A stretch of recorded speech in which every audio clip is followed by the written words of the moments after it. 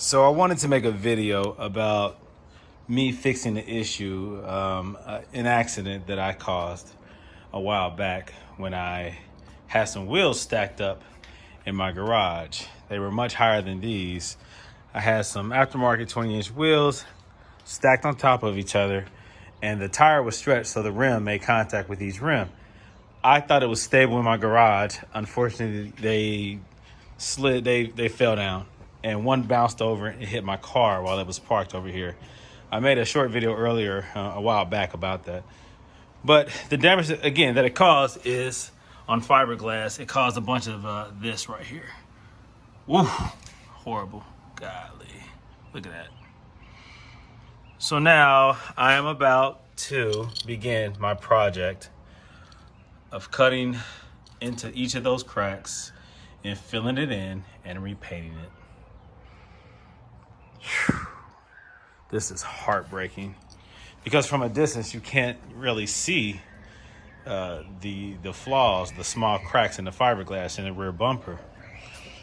But I know they're there, and as soon as dust accumulates inside the crack, then it stands out. And at a car show or just out and about when somebody is looking at my car, I don't want them to see that. So I have to, God, this hurts. This hurts. Oh, it hurts.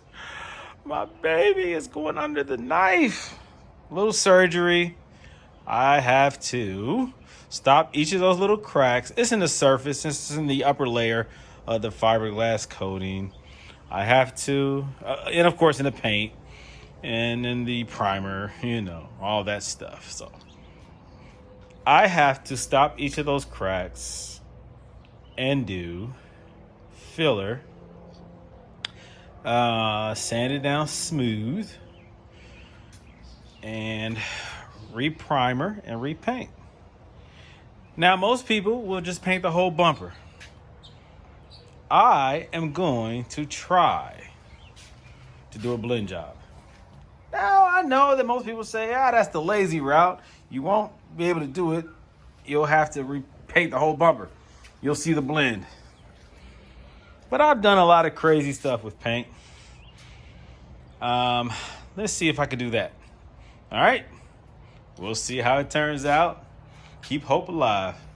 The worst crack developed right there. Ooh, wait, look at that right there. Look at that. Oh, that's heartbreaking. Didn't know how bad it was until I dropped the bumper enough to see everything. Look at that. That's what fiberglass does. All right.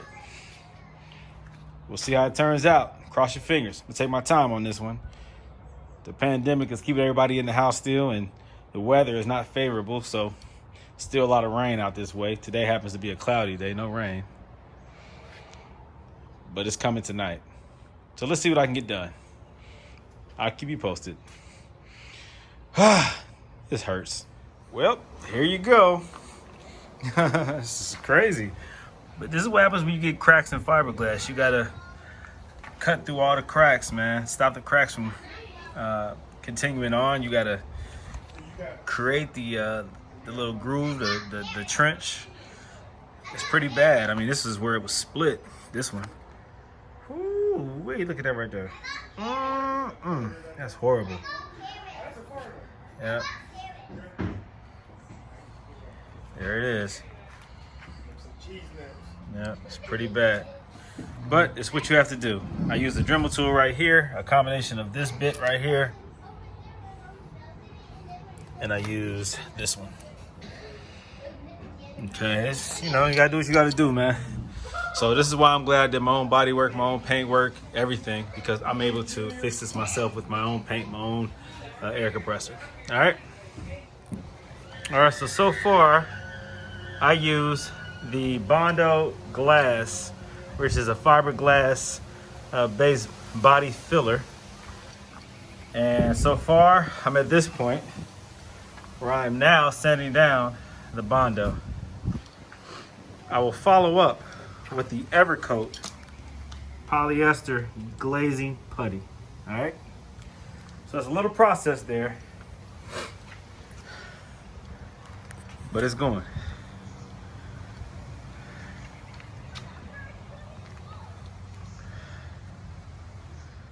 Okay, here it goes with the fiberglass body filler sanded off, sanded down. And what you have here left is the tracks, the crack trail right there. Okay, looks good. Now that's right there is the again, the fiberglass sanded down. Okay, all right. Here we go. So now I'll clean that up, go over with the Everclear, the polyester putty, because that what that'll do, it'll leave it a smoother finish. It'll find any pinholes because it's porous. I mean, there are going to be some low spots that you can't see until you clean it up, and then you'll see them. So to get that perfect, I gotta go over it with that little fine putty.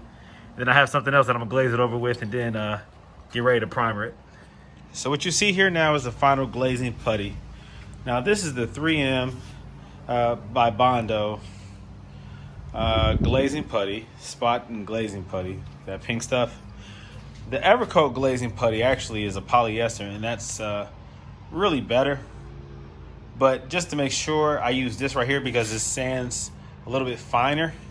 And I always go over my last coat with this stuff just to fill in any holes that I might have missed, little bitty pinholes or deep scratches that might be around the area, the repair area. So I hit it with this right here. I'll sand that back smooth. The only thing that will be left over will be any pinholes that might exist. And that will be filled in with this pink stuff. So I'll be able to see the different color imperfections that this stuff right here fixed. I like doing different colors when I do my repair so that I can see what I did. And hit it with the black primer after this, then I'll be good to go. Ready to paint, Let me see, I'm gonna just put the black primer only around the repair areas. The lighter color that you see here, that's all clear coat. All right, so I didn't go past the clear coat.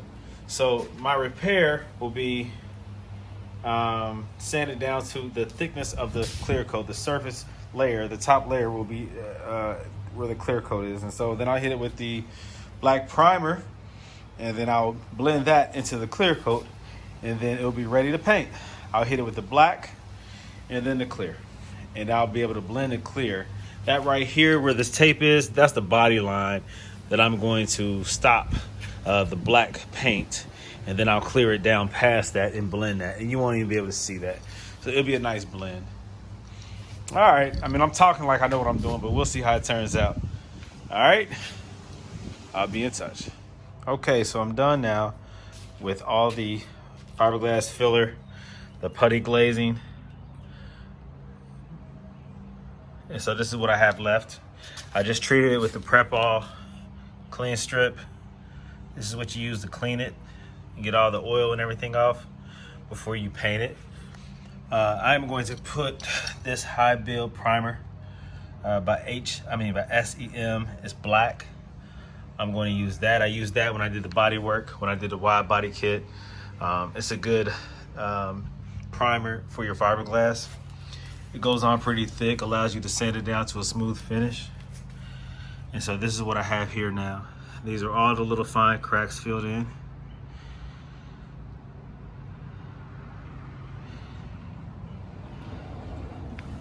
A lot of imperfections there, a lot of cracks. You can see some of the scratches, some of the deeper scratches that the glazing putty filled in. You can see here where I went past the top coat of the fiberglass and got into the fiberglass. You can see that. But it's okay, with the primer that'll fill it in pretty nice and it'll protect it, so that'll be good. All right, that's what we have. Again, remember that fiberglass is very, very, very fragile. You have to be careful with it. It cannot take impact like a polyurethane or a plastic bumper can. So be very careful.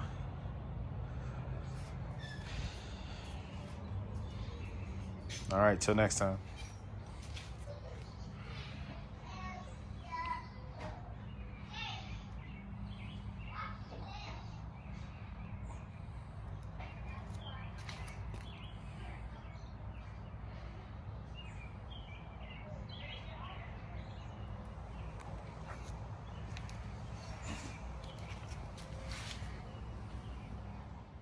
Okay, so here we are now. The primer is on there, all the fiberglass and the filler and the glaze, and now the primer. So I've done a couple layers of primer, sanded it down, sprayed it again, sanded it down, because this primer, you know, it builds up thick enough to fill in the scratches, but I kind of went a little haywire, a little crazy. It was cooler this morning when I was doing it, and I wasn't giving it ample time to cure or to flash before I sprayed it again, and so it created real fine, small little air pockets that escaped and created indentations or like little dimples in the paint, in the primer. So I had to let that cure it and sand it down and go back and forth until I had it just right. So lesson learned here, patience. I guess it's something that I forgot since I haven't painted in probably a year or so, when I first did this whole wide body kit and painted it.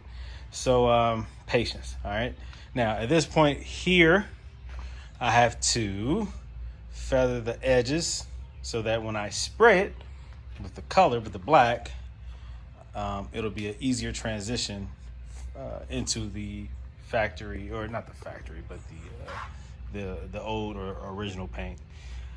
Let's see, so I had to feather or sand down and thin out and blend the edges of this primer.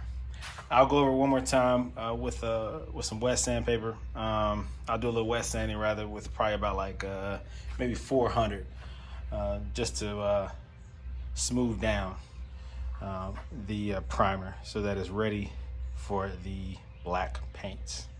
All right. I did it along the line here so that I have a nice blend line. You won't be able to see much of the difference from here to here. Okay, all along there is that body line. See that there? You do that to break up the color, so that even if there was a difference in color, and it won't be, because this is the same color black I have leftover paint, but you follow that line right there so that if the color was slightly different, the black was slightly different, if the clear coat was slightly different, you wouldn't be able to see it because it's a break in the body lines. All right, a little trick there for those who like to do body work or their own body work. That's something that a lot of professionals do. They find a body line to break up the new paint and the old paint. Now this right here, this blend right here is obvious. I have to blend that into this.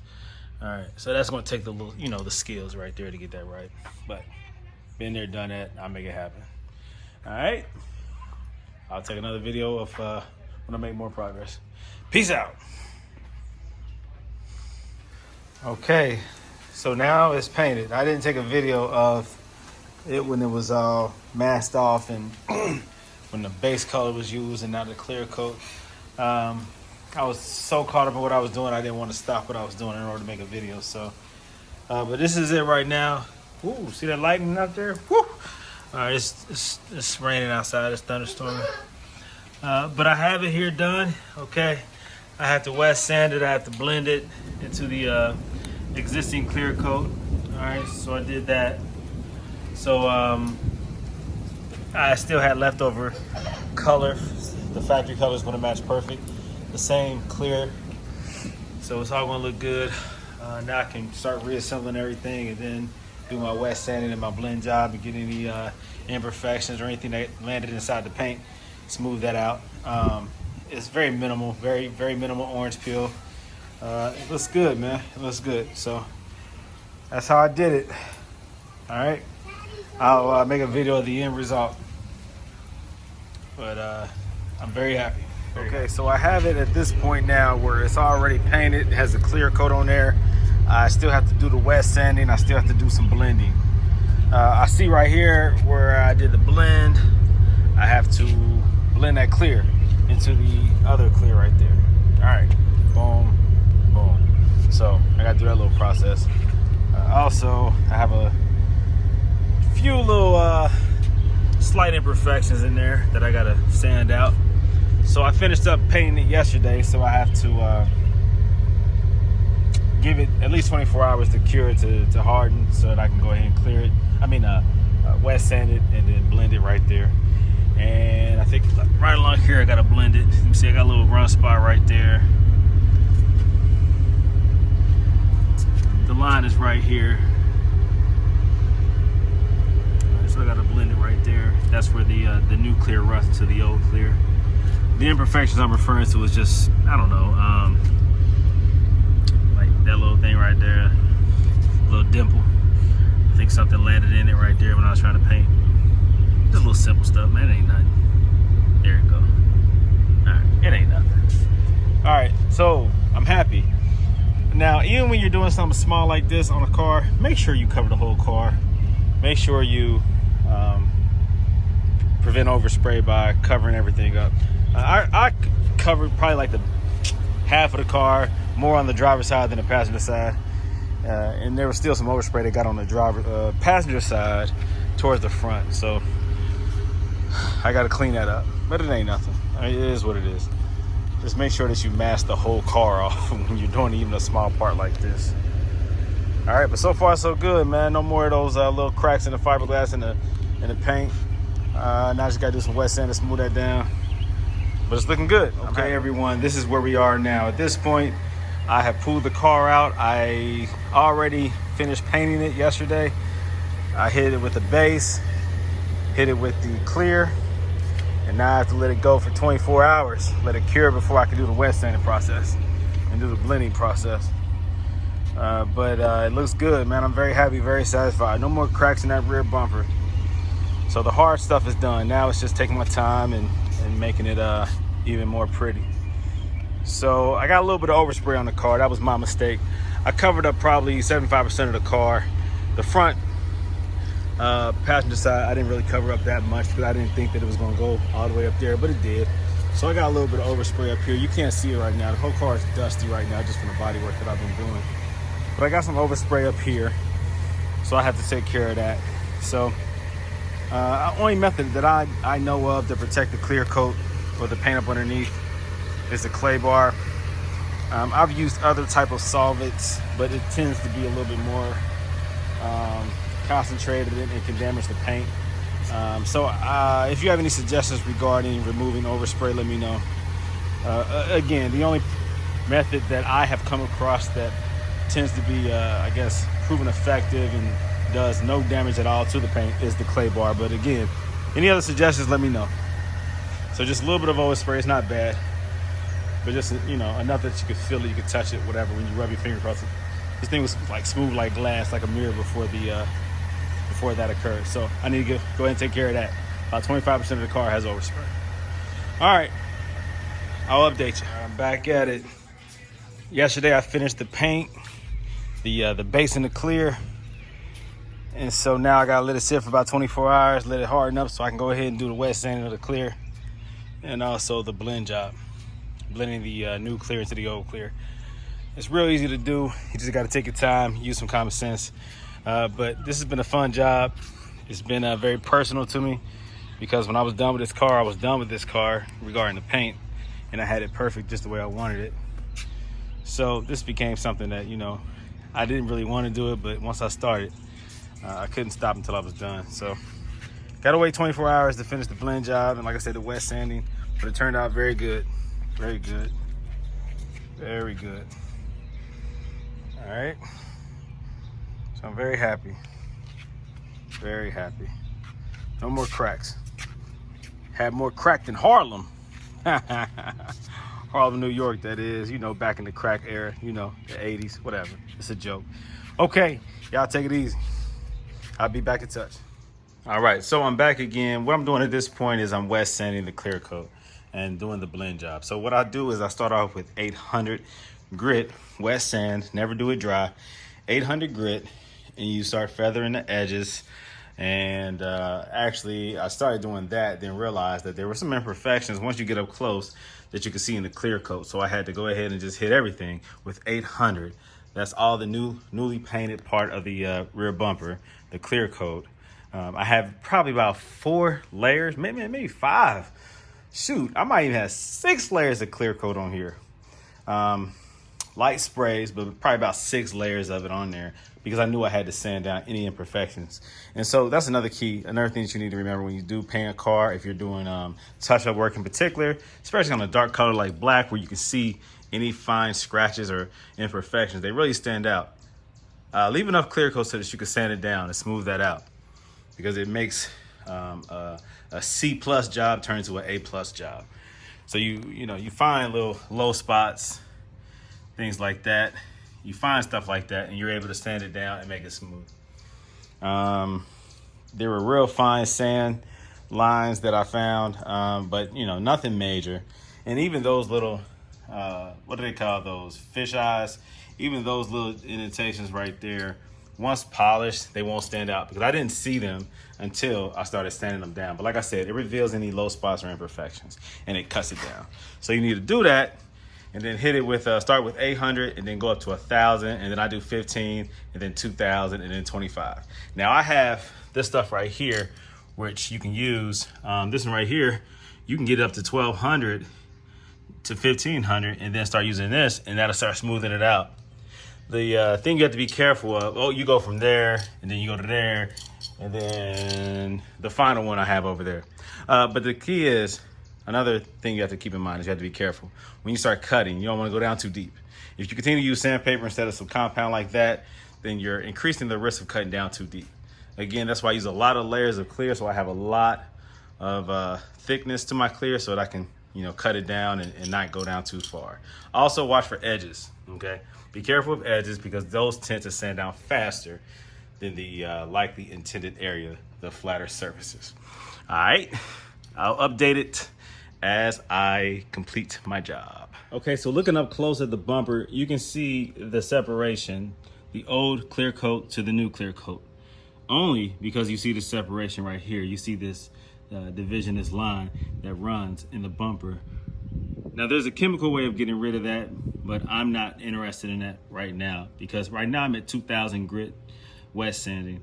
And once this is buffed, polished out to a high gloss finish, you will not see that line. It's only visible because there's a slight shine to it in comparison to the surrounding area. All right, so that's the primary blend line, and you can see it in perspective once I zoom out. Okay, you can see it up close, boom. Then once I pull out, it disappears. You can't see that. Only a hater will be able to point that out once I'm done with it. It takes a keen eye, or a hater's eye is what I call it, to be able to see an imperfection or a flaw in this paint job. Here goes the lower part of the blend line. You see, that disappears. You can see that same situation right there. That's probably the worst one. As you come back, it pretty much is non-existent. Once I buff the surrounding area, you won't see that. Again, you have to have a hater's eye. All right, so that's the blend. Now, the orange peel that you see is from the old clear coat, the original clear coat. I didn't have this bumper sanded super smooth because it was the first thing that I painted, and I had a lot of orange peel in the undercoat. Before I even put the clear on, there was a lot of orange peel. So I didn't want to cut down too far. I wasn't sure if I put enough clear on there in the beginning. I mean, I did layer it up pretty thick, but this was the very first thing that I painted was the rear bumper when I had it separated from the car. And so just a little scary, So I'm okay with that. Once it was buffed out, I mean, it's there. It's on the other side as well. Nobody ever pointed that out at the car show. I know it's there only because I did it. But once this thing is shining, it's black and it's wet. All right. Right now I'm at 2,000 grit. I might hit it with 2,500 sandpaper, wet sand, or I might go ahead and just start cutting it with the compound. I'm gonna look at it here in a second to tell what I'm gonna do. All right. Okay, so I went on ahead and hit it with the 2,500 and then the 3,000. Woo, that thing is nice. Look at that. Now that's a nice blend job right there. Hard to see the full effect with a camera, but in person, this thing is nice, man. Very nice. Very hard to see where the old clear was and the new clear is, where it begins. It's a nice blend. This is all about taking your time, being patient, knocking out the high spots, making it real even and smooth. A lot of it goes into the preparation, of course. Shoot, most of it is a preparation.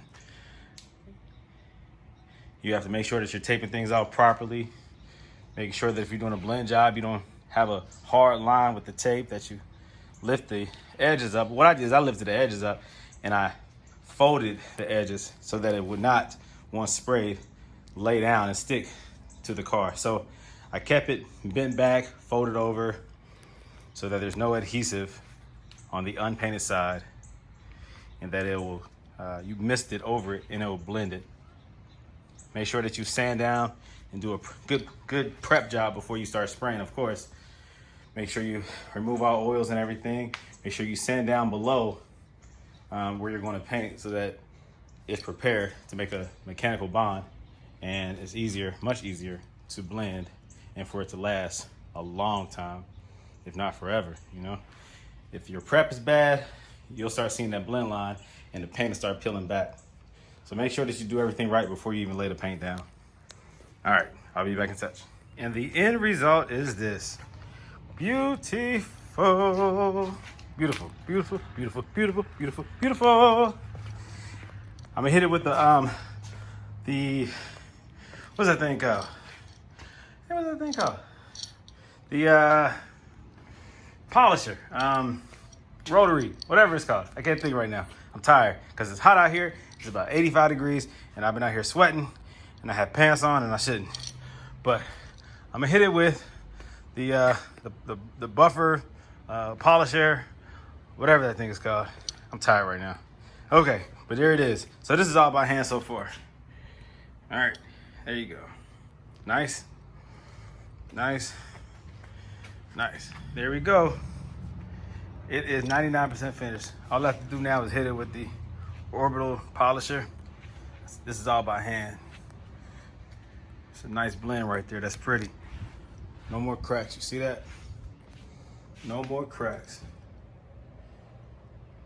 So I'm gonna get it real wet with the orbital, with the electric sander or polisher.